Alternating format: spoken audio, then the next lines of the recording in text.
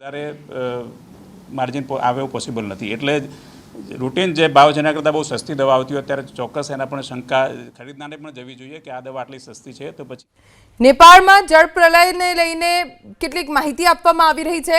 12 ગુજરાતીઓ સંપર્ક વિહોણા થઈ ગયા છે, તેમનો સંપર્ક સાધવાનો પ્રયાસ થઈ રહ્યો છે, જેમાં અમદાવાદ, આણંદ, વલસાડ, રાજકોટ અને સુરતના પ્રવાસીઓનો સમાવેશ થાય છે। નેપાળ એમ્બેસી સાથે રાજ્ય સરકાર સતત સંપર્કમાં છે, વિદેશ મંત્રાલય સાથે પણ સતત સંપર્ક સાધવામાં આવી રહ્યો છે।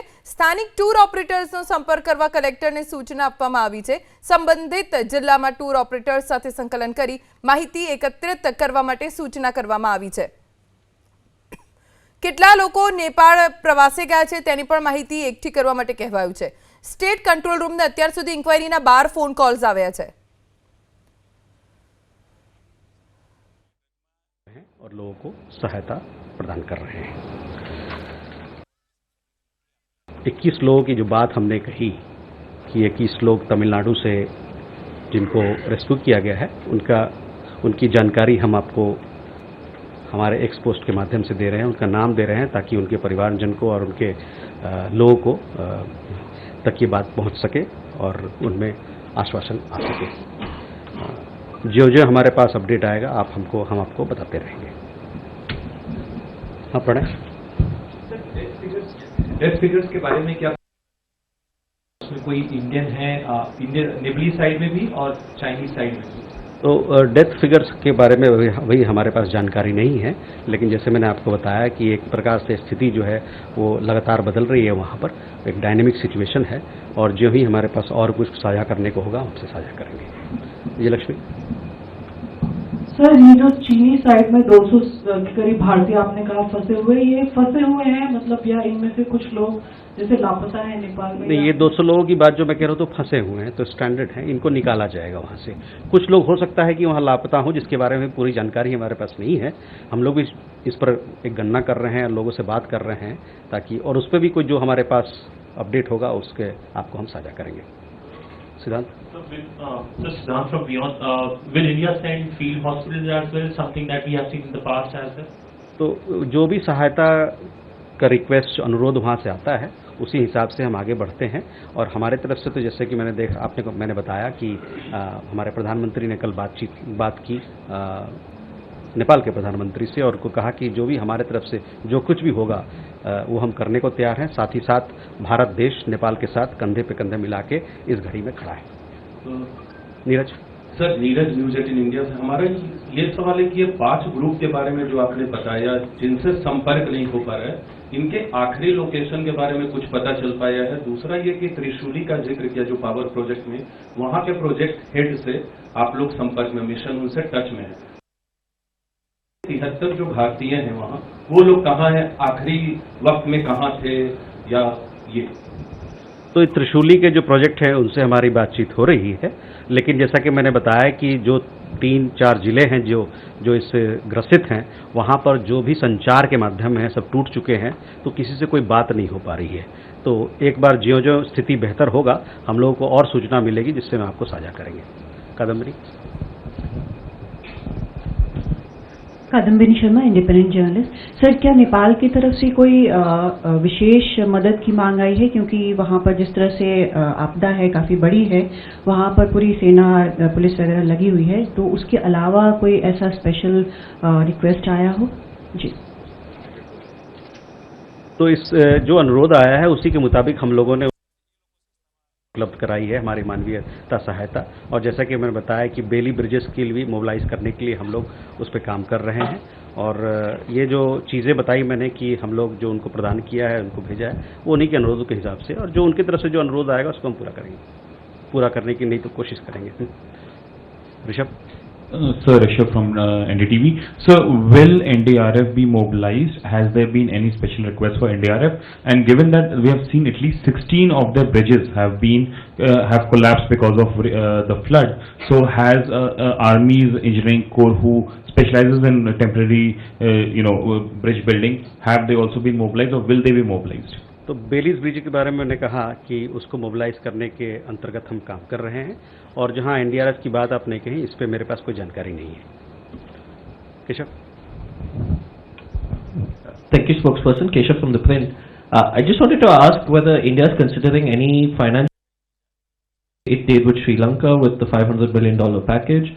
Has there been any discussions, requests from Kathmandu with regards to this? Thank you. So at this point in time, our focus has been to supply humanitarian assistance as per the request of the Nepalese side. As I told you, had a conversation yesterday where we said that we'll we'll offer all possible assistance from our side.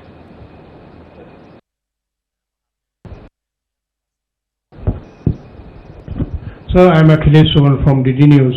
As we heard that External Affairs Minister was ambassadors of both Nepal and China. I understand that what was the reason of this sudden flash? Sharing the data on real-time basis or not? So on this particular aspect, I don't have any information, but we all saw the tragedy and the disaster, and we saw the visuals across social media platforms and on television. We don't have any more information as to the origin of this particular disaster. एक minute. Sahil. Sir, Sahil Pandey from ANI News Agency. Will there be more relief flights to be sent from India to Nepal, or is there anything on schedule, if you can share with So, us? as I said, that further assistance is being considered, and as and when we have more flights, we'll keep you updated. Sanjeev. नमस्कार sir, Sanjeev Trivedi news 24 से।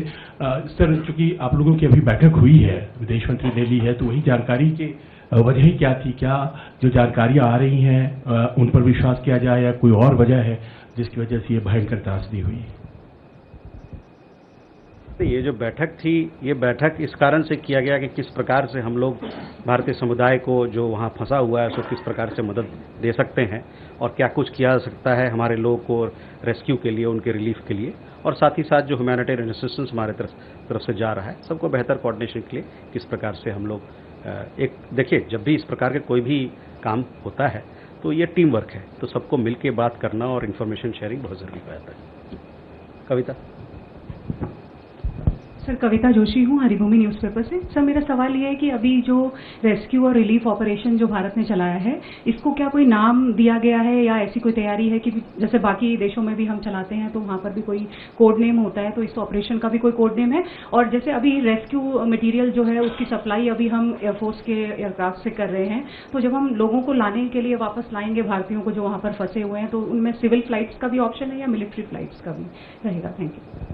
तो वहाँ पर जो लोग काठमांडू आए हैं, काठमांडू से तो लगातार यहाँ हम लोग कनेक्टिविटी है, तो उस माध्यम से वो लोग आ जाएंगे हमारे यहाँ, कोई उसमें कोई दिक्कत नहीं होनी चाहिए. समस्या है कि वहाँ से जो ऊपर के जो जिले हैं जहाँ पर ये त्रासदी हुई है, वहाँ से कैसे लोगों को निकाला जाए. तो कोड नेम तो अभी नहीं दिया गया है, जैसा कि हम लोग हर मानवीय सहायता जो प्रदान करते हैं मिशन के मार्फत, उसका एक नाम देते हैं, इस पर नाम नहीं दिया है हम लोगों ने. आकांक्षा. Sir, Akanksha from Times Now. Regarding the large group of Indian pilgrims from the Isha Foundation, is there any information with regards to their last point of contact? I saw some information that was shared by Isha Foundation themselves, but we have not been able to establish contact with those people. We'll keep you updated. Yeah, please. Sir, Alex Travelli from the New York Times. The BRICS Disaster Risk Reduction Group just 1 month ago came out with a statement proposing or endorsing guidelines for an early warning data system. Obviously, such a system would include China and India.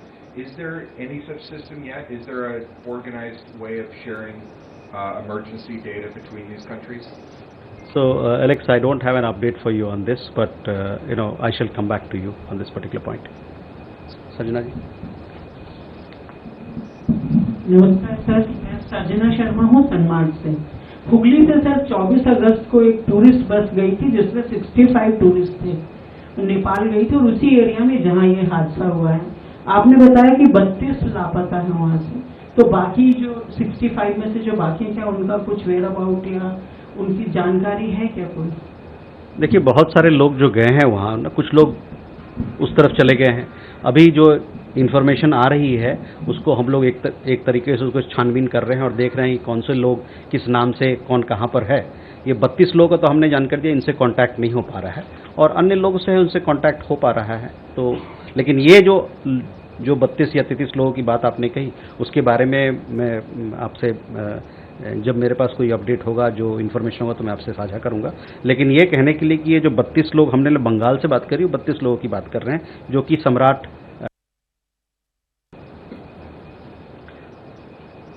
I think we can bunch because all the questions are the same. Kalol. Hello, Bhattacharya from the Hindu. So, given the fact that the tragedy is almost of South Asian, proportion, so is there a cooperation at the SAARC or at the BIMSTEC level to deal with this disaster? So at this point in time, we are extending bilateral assistance to Nepal, and the details of that we have shared with you. Just to add, are we also giving some satellite assistance to Nepal? Whatever request has been made by Nepal, we are acting on that, and as and when we have more requests for us to consider, we will take it forward. Shailesh. Good afternoon, sir. Shailesh.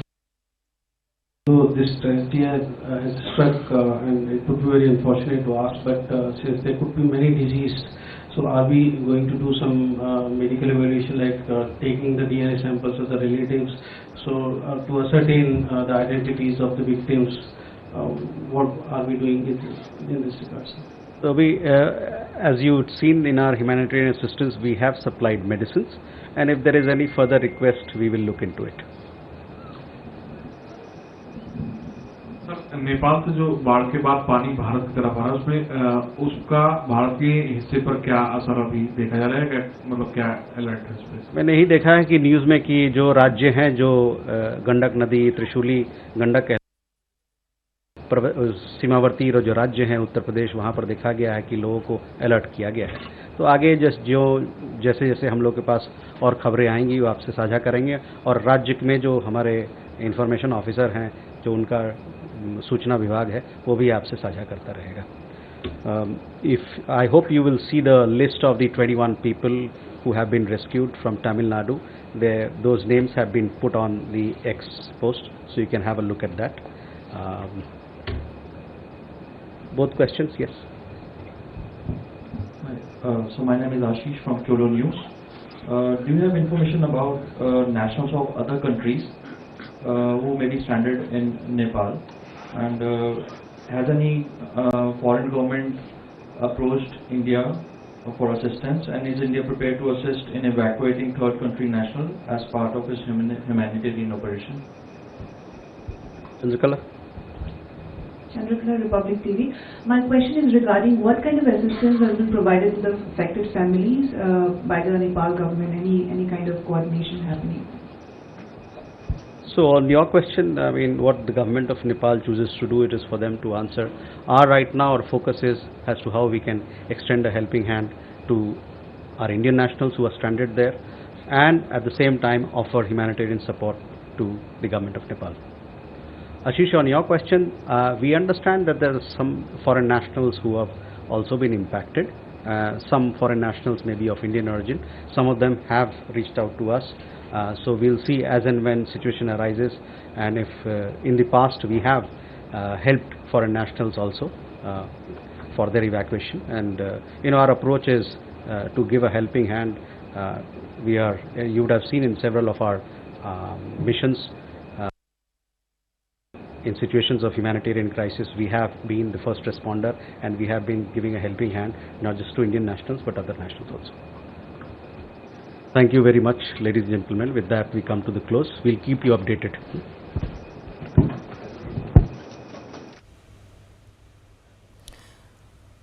તો મહત્વની જાણકારી આપવામાં આવી। 288 ભારતીયો હજુ પણ સંપર્ક વિહોણા હોવાનું એક્સટર્નલ અફેર્સ વિદેશ મંત્રાલય તરફથી કહેવામાં આવ્યું છે।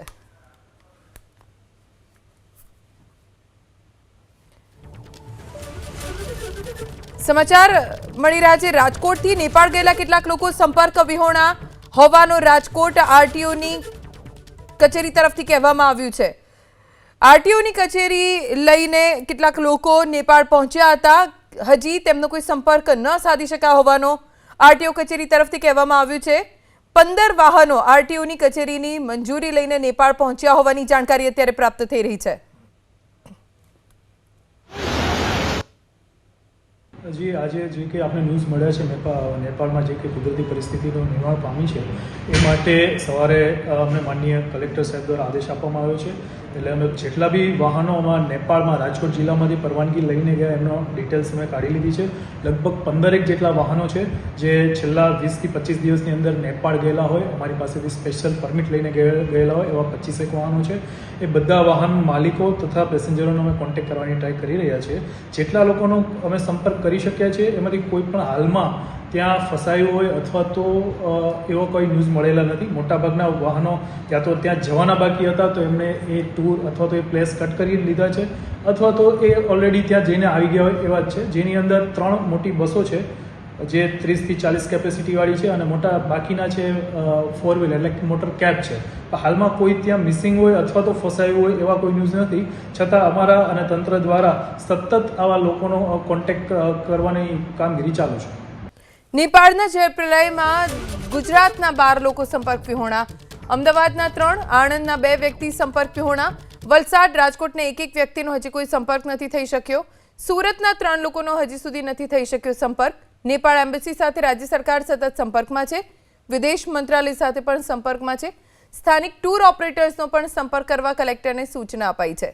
સંબંધિત જિલ્લામાં ટૂર ઓપરેટર્સ સાથે સંકલન કરી માહિતી એકત્રિત કરવા સૂચના।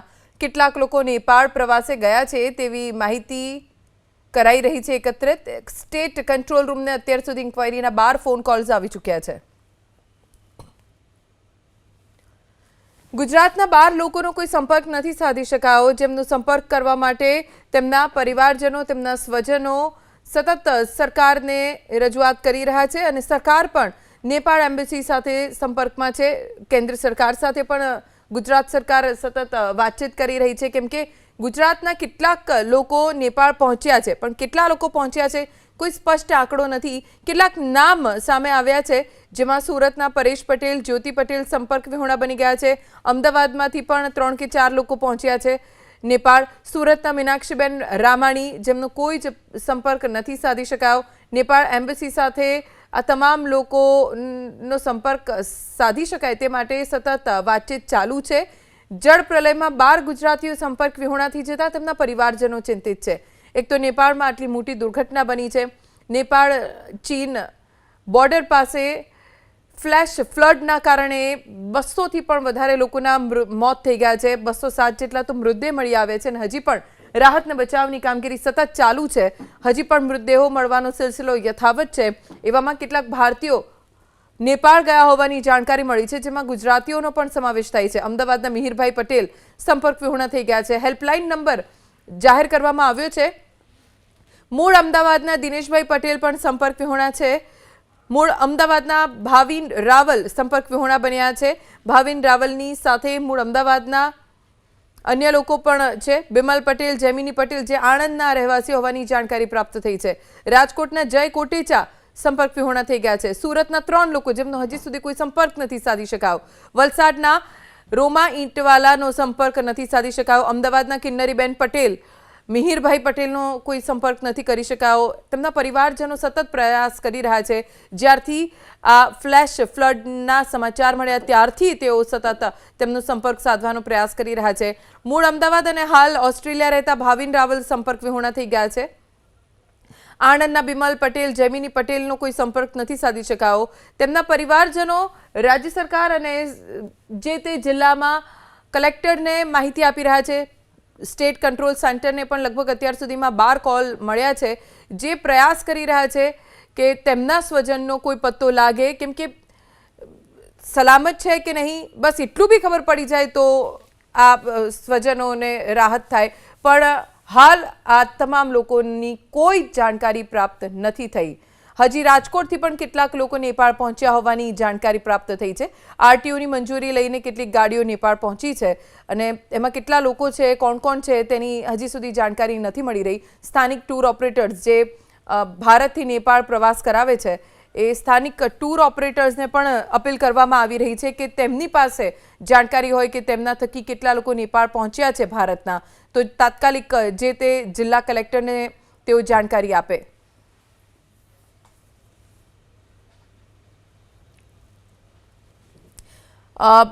જે સંપર્ક વિહોણા બન્યા છે રોમાબેન ઈંટવાલા, તેમના પિતા દિલીપભાઈ ઈંટવાલા આપણી સાથે જોડાયા છે, વલસાડથી છે તેઓ. દિલીપભાઈ, શું માહિતી તમારા સુધી પહોંચી છે રોમાબેનની? હવે થોડી ભાઈ વાત સાંભળી છે કે એ લોકોનું ગ્રુપ છે ને આખું 62 જણનું સેફ છે, વાત સાંભળી. ઓકે, આપે વાત કરી એમના ગ્રુપ સાથે કે કોઈ વ્યક્તિ સાથે? કશો કોઈ કોન્ટેક્ટ થતો નથી, પણ જે ટૂર ઓપરેટર ની સામે જે ભાઈ ખરા ને બીજા ટૂર વાળા તેના તેમને કે મેસેજ કર્યો છે કે સંદેશો મળ્યો કે ભાઈ તમારો જે છે આખું ગ્રુપ એ સેફ છે, બ્રિજ ક્રોસ નથી કરેલો, એટલી વાત સાંભળી.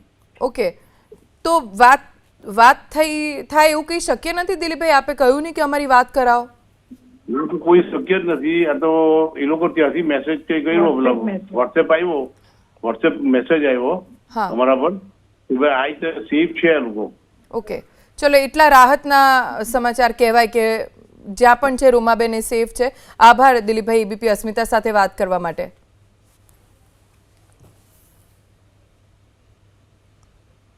અમારા સંવાદદાતા કલ્પેશ રાવલ જોડાઈ ગયા છે, વધુ જાણકારી તેમની પાસેથી મેળવીશું. કલ્પેશ, અન્ય કયા કયા આપણા ગુજરાતના લોકો જેમના સ્વજન કે પરિવારજનો સાથે આપની વાતચીત થઈ છે, કોઈ વિગતો મળી છે?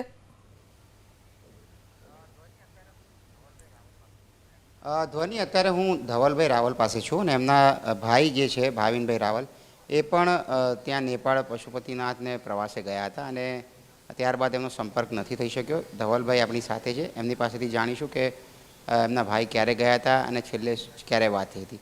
ધવલભાઈ, ભાવિનભાઈ કેવી રીતે ટૂરમાં ગયા હતા, ક્યારે ગયા હતા અને છેલ્લે આપનો સંપર્ક ક્યારે થયો છે? મારો ભાઈ ભાવિન રાવલ એ જ આજથી 4 દિવસ પહેલાં પશુપતિનાથના દર્શને હતો. લાસ્ટ યસ્ટરડે મારે એની સાથે સાંજે ઇવનિંગમાં 7 વાગે જેવું વાત થઈ. 7 વાગે વાત થયા પછી કાલે સવારે એ કૈલાસ માનસરોવરની યાત્રા માટે રવાના થવાના હતા. તો કાલે સવારે 5:30 વાગ્યાની આસપાસ જ્યારે વાત થઈ મારા ભાભી સાથે, ત્યારે એ નેપાળ બોર્ડર ઉપર ઇમિગ્રેશનની તૈયારી કરી રહ્યા હતા. ઇમિગ્રેશન થયા પછી ત્યાંથી તિબેટ બોર્ડર ઉપર જવાના હતા. તિબેટ બોર્ડર પહોંચતા 7:30 જેવું થયું હતું. 8 વાગે ત્યાં આગળ ખ્યાલ આવ્યો કે ત્યાં ઇમિગ્રેશન 8 વાગે ઓપન થાય છે આગળ જવા માટે, માનસરોવરની યાત્રા માટે. તો એ 7:30 વાગ્યા પછી કોઈ સંપર્ક નહોતો થયો. એ જે ટૂર પેકેજમાં ગયા હતા એ ત્યાંની નેપાળની કૈલાસ જર્ની કરીને હતી. એમાં 26 લોકો હતા. 26 લોકોમાં એ 2 પ્લસ મારો ભાઈ, એ 3 ખાસ ફ્રેન્ડ પણ સાથે હતા. ધવલભાઈ, એટલે તમારા બ્રધર તમે કીધું એ પ્રમાણે ઓસ્ટ્રેલિયાથી પ્રવાસે ગયા, એટલે ઓસ્ટ્રેલિયાથી ક્યાં આવ્યા અને કોણ કોણ એમની સાથે બીજું છે ત્યાં આગળ?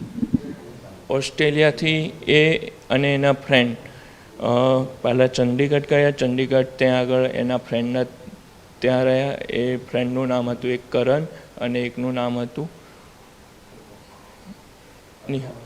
અર્પણ. અને ભાઈની સાથે આપના કોઈ રિલેટિવ જોડે ગયું હોય?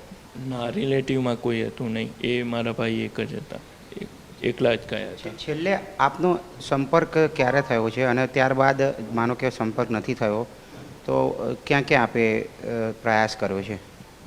મારે છેલ્લે વાત થઈ પરમ દિવસે સાંજે 6:30 થી 7ની વચ્ચે થઈ. એ પછી મારા ભાભી સાથે સવારે કાલે વાત થઈ. એ પ્રમાણે સવારે મોર્નિંગમાં 5:30-6 વાગે વાત થઈ. એ પહેલાં જ્યારે અહીંયા જે દર્શને એ જતા હતા દર્શન માટે, તો મને એના ફોટો, લાઈવ લોકેશન અને એ પણ મોકલતા હતા. મેં કાલે સવારે 8 વાગ્યાથી લઈને આજના સમય સુધી ઘણો ટ્રાય કર્યો, એને ફોન લગાવવાનો, મેસેજ કર્યા, પણ કોઈ હજી સુધી એનો રિસ્પોન્સ આવ્યો નથી કોઈ નેટવર્ક મળી રહ્યું ત્યાં આગળ. અહીંયા આપ ક્યાં ક્યાં સંપર્ક કર્યો? કારણ કે સ્ટેટ ઇમરજન્સી ઓપરેશન સેન્ટરે પણ હેલ્પલાઇન નંબર આપેલા હતા, કેન્દ્ર સરકારના પણ હેલ્પલાઇન નંબર આપેલા છે. ત્યાં ક્યાં ક્યાં સંપર્ક કર્યો અને કયા પ્રકારનો પ્રતિભાવ મળ્યો છે આપને? અહીંયા ઘણી બધી હેલ્પલાઇન હતી, ત્યાંની લોકલે હેલ્પલાઇનમાં પણ વાત થઈ. એ સાથે સાથે અહીંયા કલેક્ટર ઓફિસમાં પણ રજૂઆત કરવામાં આવી, એપ્લિકેશન નોટ કરી, એમના તરફથી સારો એવો પ્રત્યુત્તર મળ્યો. કોર્પોરેશનમાં પણ વાત થઈ. કોર્પોરેશનમાં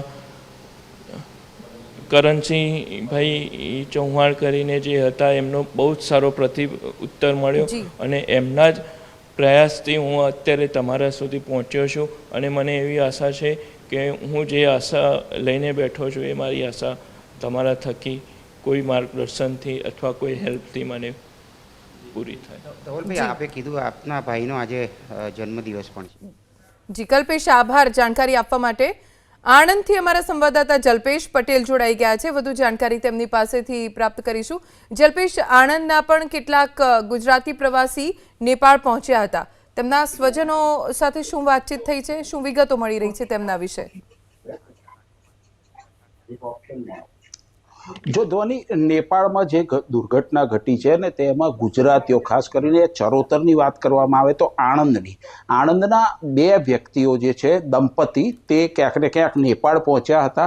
કહી શકાય કે તે લોકો અમેરિકાથી થોડાક દિવસ પહેલાં જ અહીંયા આગળ આવ્યા હતા પોતાના પરિવાર સાથે અને અત્યારે તેમ સંપર્ક વિહોણા થયા છે, એટલે માટે પરિવારમાં પણ ક્યાંક ને ક્યાંક ચિંતા છે અને સ્વાભાવિક છે, ચિંતા હોય જ.